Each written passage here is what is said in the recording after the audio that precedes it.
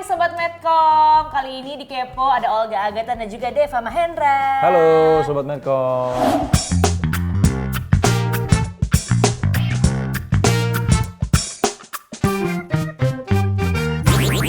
Kakak Deva nih, kita jadi ngepoin kan kemarin. Ya. Katanya menurut berita yang beredar pernah ikutan Indonesian Idol. Nah, ini ya, ini memang kalau Google gitu informasi tentang gua ya, emang itu pasti ada itu ajang pencarian bakat itu ya Indonesian Idol. Jadi memang dulu pernah ikut, tapi itu ikutnya dulu waktu gua masih umur 16 apa ya?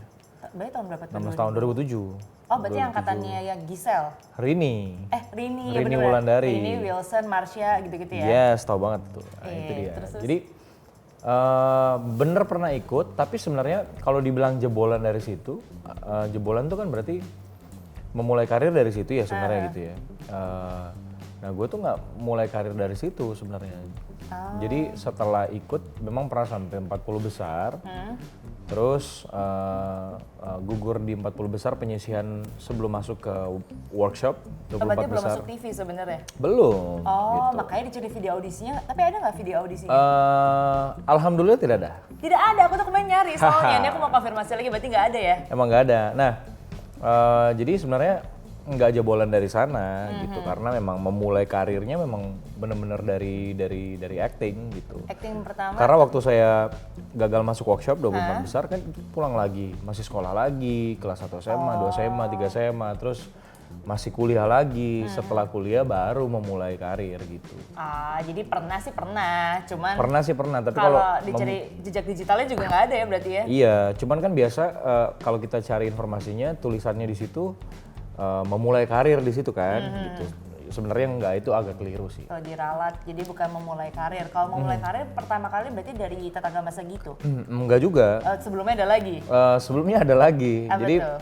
memang mulainya dari acting lah. Jadi dulu saya mulainya dengan beberapa FTV.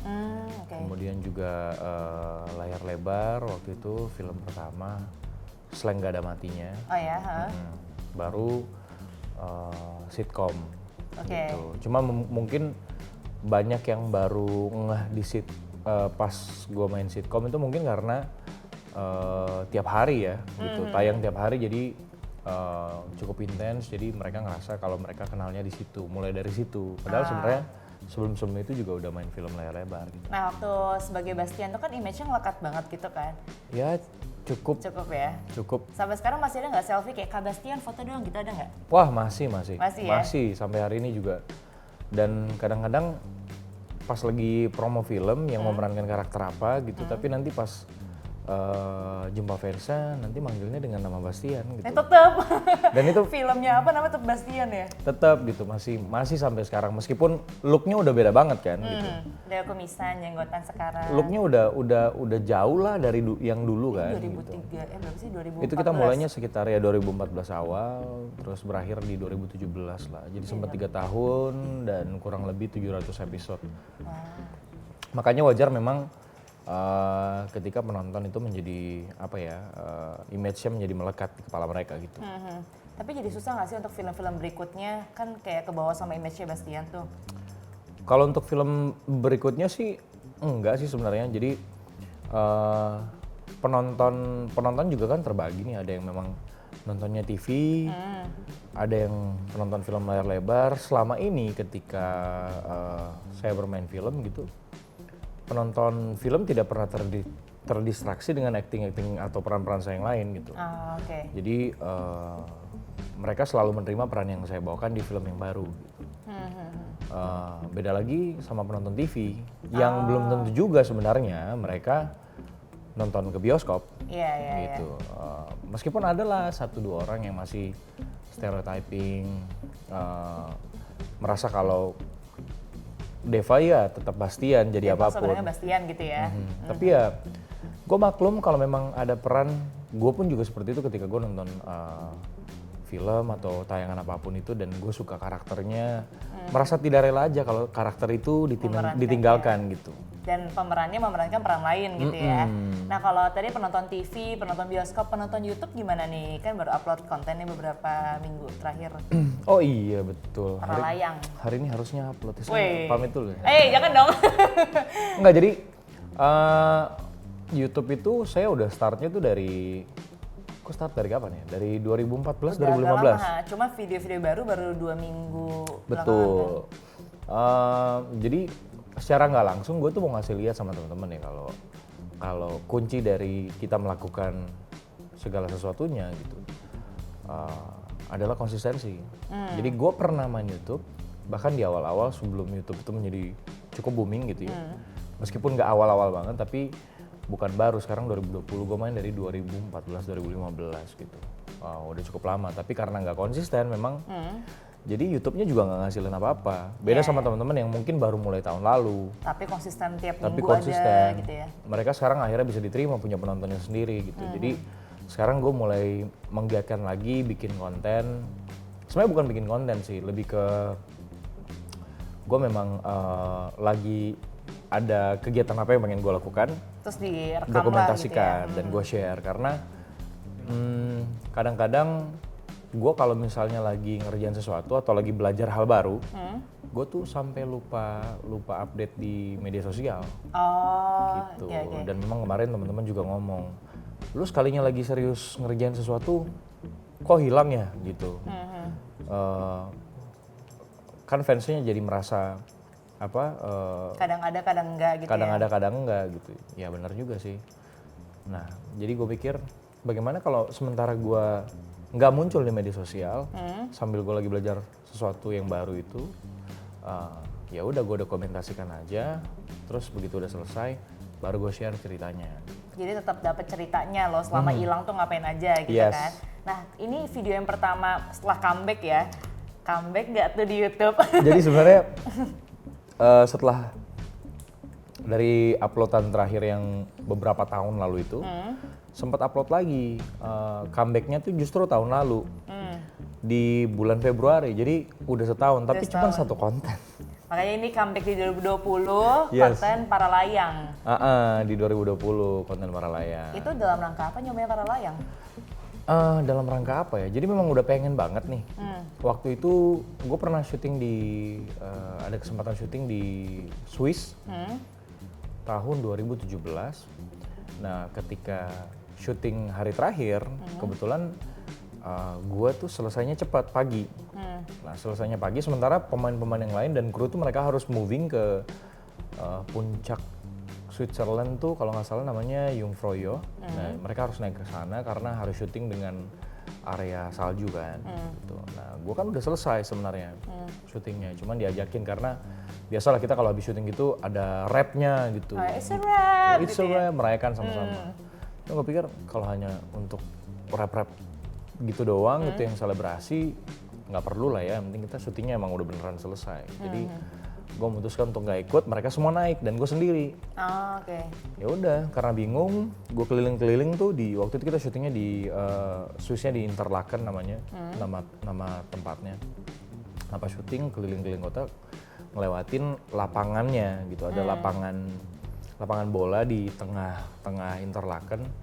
Nah itu gue ngelihat ada yang mendarat para layang gitu. Oke. Akhirnya gue tanya sama penduduk sekitar, mereka arahin, oh kalau mau bisa itu, untuk turis juga bisa di sebelah sana daftar. Akhirnya daftar, terus nyoba di sana. Terus pas nyoba tandem, jadi pengen kan, wah kayaknya kalau nerbangin sendiri seru juga ya. Cuman karena emang nggak benar-benar nyari tahu, pas balik ke Indonesia jadi ya udah lupa aja gitu sama niatnya untuk belajar. Nah kemarin pas syuting di Jogja untuk Serigala Langit, itu berinteraksi sama para layang gitu. Jadi memang di dalam ceritanya ada kaitannya tentang para layang. Jadi inget dong dulu pernah pengen banget nih nerbangin sendiri, dan sekarang momentum yang tepat karena ketemu sama atlet-atlet para layang Indonesia, terus juga penerbang-penerbang para layang profesional di Jogja gitu. Akhirnya gue tanya-tanya kalau mau belajar gimana, kata mereka nggak susah gitu, yang penting berani aja gitu. Ya udah akhirnya begitu Kalau gue nggak salah kita syuting selesai tanggal 20, gue langsung memutuskan untuk belajar di tanggal 22. Oke, langsung. Dan extend sendiri sampai tahun baruan di Jogja. Oh, Jadi oke. baru pulang tuh awal bulan Januari lah ke Jakarta untuk belajar. Berarti ini juga ada sangkutannya sama film Serigala Langit ya, gara-gara ini Ada. jadi nyobain para layang gitu Jadi ya. ingat momentum dulu, oh emang pernah pengen banget belajar para layang. Terus sekarang wah lagi ketemu, wah kenapa enggak diterusin gitu. Aku pikir tentang pesawat tempur gitu, tapi tentang para layang juga ada berarti ya? Jadi memang ada, kan di Serigala Langit ada beberapa karakter ya. Jadi memang selain karakter yang gue peranin, ada karakter yang lain nih. Ini nih yang meranin Anya. Nah Oh, itu Anya Geraldine loh ini. itu ceritanya sahabat gue dari kecil. Nah ayahnya dia itu seorang penerbang para layang. Itu Mas Doni. Dede Yusuf. Oh beda. Oh, oke oke. Ya, Terus, jadi terus. penerbang para layang. Jadi memang ada kaitan ceritanya tentang para layang, tapi apa ya? Selebihnya tentang TNI AU gitu, Oke. tentang penerbang tempur sebenarnya. Nah ceritanya sendiri tentang apa sih? Maksudnya penerbang tempur kan settingannya dan lain-lain gitu kan, tapi ceritanya tentang apa? Jadi kalau gue bisa cerita dikit, ini ceritanya tentang perjalanan menemukan jati diri dari seorang pilot tempur sih sebenarnya. Jadi di mana dia punya masa lalu yang dia itu sebenarnya belum selesai dengan masa lalunya, dia belum berdamai dengan dirinya sendiri. Sementara dia harus ditempatkan di lingkungan yang baru gitu. Oh, pindah-pindah mereka selalu biasanya ya? Jadi dia harus beradaptasi lagi. Nah disitulah mulai terjadi apa ya? Mulai terjadi konflik, gesekan karena dia yang terbiasa sendiri, sekarang harus work as a team gitu. Dan itu bukan sesuatu yang familiar gitu. Karakter yang gue peranin namanya Gading Baskara. Nah itu tentang dia yang. Jadi kalau di pilot tempur itu kan sebelum mereka boleh bawa pesawat tertentu, sebelumnya tuh mereka ada masa transisi gitu. Jadi mereka akan bawa jenis pesawat lain dulu sebelum akhirnya mereka akan masuk ke benar-benar pilot tempur F-16 gitu. Nah itu tuh tentang perjalanan itu sih. Berarti nyobain langsung ya pesawat-pesawat tempur kayak gitu? Ya, Gimana rasanya? lucky me kemarin sempat nyoba, sempat terbang beneran. Jadi nggak ada ekspektasi apa-apa. Selama kita reading dan persiapan film Serigala Langit memang sempat sih produsernya sempat ngomong, gimana nanti kalau misalnya kita di Madiun, kalian naik pesawat tempur. Ya kita sih cast-nya senang-senang aja ya gitu. Cuman pas begitu nyampe ke Madiunnya, kita syuting di sana dengan jadwal yang cukup padat.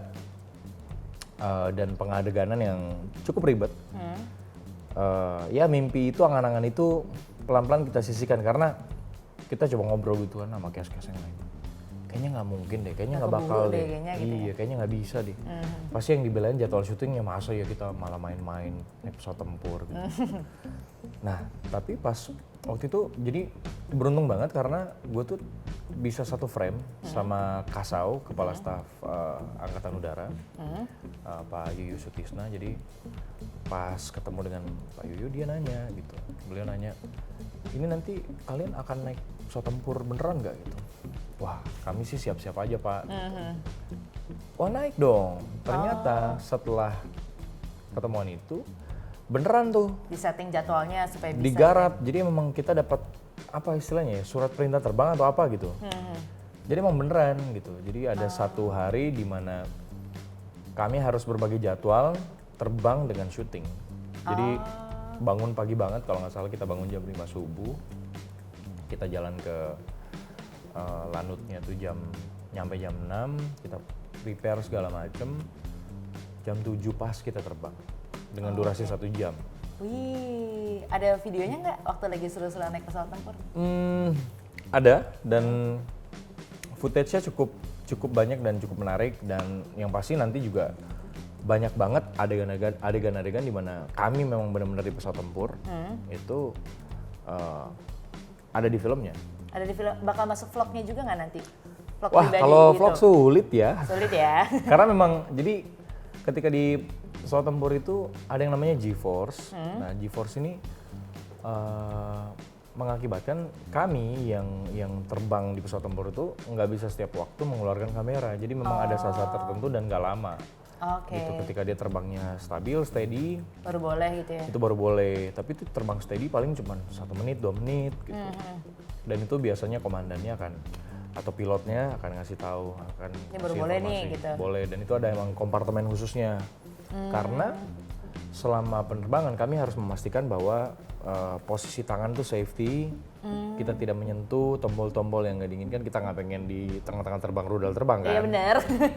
Jadi Gitu. kami safety banget, kami memang ada tempat dan memang sebelum kita naik kan briefingnya cukup lama gitu. Makanya kami datang harus pagi banget karena briefingnya cukup panjang karena mengenai safety itu. Gitu. Jadi kalau boleh dirangkum gitu ya, film ini tuh tentang, maksudnya bukan tentang sih, lebih genrenya apa? Action kah? Atau patriotisme kah? Drama atau gimana? Secara genre ini drama sih ya. Film ini film drama, dimana di dalamnya tentu ada unsur actionnya, kemudian juga romance-nya juga ada gitu, persahabatan, perselisihan. Yang jelas sih kita pasti akan merasa dekat dengan karakternya, relate gitu, karena pengalaman kita ditempatkan di tempat yang baru dan kita harus menyesuaikan. Gitu. Oke, jadi sebenarnya nggak harus yang berhubungan sama TNI atau apapun, lebih ke arah hidup sehari-hari juga gitu ya. Harus adaptasi. Cuma ini kebetulan setnya adalah TNI AU. Oke. Nah, kalau mungkin Kakak Deva lupa ya, dulu tuh pernah ada interview barengan sama Alvin Adam. Ingat nggak di Metro TV? Oh, ingat banget, iya. Pas ditanya, pengennya main film genre apa sih gitu. Jawabnya action. Oh iya. Akhirnya kesampaian.